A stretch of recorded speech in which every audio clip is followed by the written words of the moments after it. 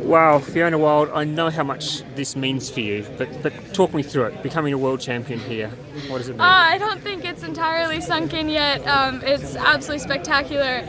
You know, really in terms of today, if I were to have a dream race, I think that would have been it. You know, it's just go out, have confidence in your paddling and push as hard as you can, you know, until you cross the finish line. I had a talk with my dad last night before the race, and he just said, you know what, never give up. Not in this race, don't give up. And so I just kind of kept reminding myself of that, you know, like never give up, just keep paddling. And so I'm super proud of the way I paddled today, and you know, just controlling my blood sugars well and all the preparation going into it. So it's really special because, you know, I went out there and did the paddling today, but there's a lot of people back home that helped me get here. So a big thank you to everybody there who's gotten me here. In your game plan, did you picture that you would be out by yourself, or did you expect to have company for most of the race? I actually had two strategies depending on the conditions, and so it was just going to kind of be, okay, wake up in the morning and see the way it goes. And I had a feeling that I would be bouncing back and forth between both strategies to see, okay, you know, where everybody is and all that. And then I got out there on the start and I was like, oh, forget strategy number one, we're going with number two. So then it was pedal to the metal and just, you know, I did look back, but at the same time, don't look back, because, you know, what's in the past is in the past. You're just looking forward. And so did you know that you had a pretty big gap there? You were aware of that? Yeah, I was aware I had a pretty big gap. It was just a matter of being able to keep it, you know, because we had side wind on, you know, side wind on the port side, side wind on the starboard side, side wind straight on the nose. So it was all about like being able just to control the board, you know, because we're all on super narrow boards and a lot of cross chop isn't easy. So it's about being able to stay upright, you know, control your board, and occasionally I would kind of look back on the corners to see the distance, and it was staying kind of steady, but then whenever I got the chance to actually see the distance, I would make sure I'd push a little bit more. So 2 bronze medals in China, obviously that was great, but nothing's better than a gold, is it?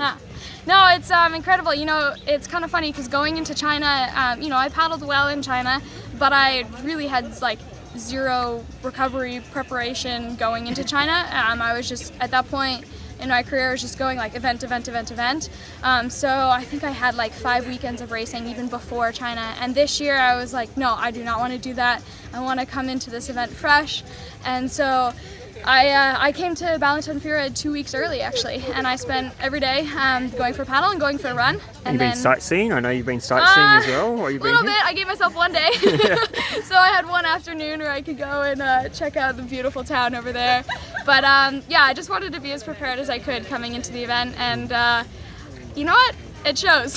Yeah. Makes a big difference. And just, I want to ask you the question again about the blood sugar and the battle you have when you're on the water. Yeah. You obviously got it right today, but it doesn't always work out, does it? Yeah, you know, and actually I wouldn't say it was necessarily perfect today. So I have type 1 diabetes, and I've had that for about 6 years now. And so I actually have an insulin pump on me here, and it's tucked into my hydration pack, and I put it on sport mode, so it gives me less insulin than it normally would, but I'm continuously getting insulin because my body doesn't produce it. And so then on the other side I have goo chomps, so I have sugar in case I start dropping, and then I also have like more power bar like food. Wow. So depending on where I'm at throughout the race, I'm like, okay, I either need food or I need sugar, or I just need to keep hydrating to make sure I can maintain my blood sugars.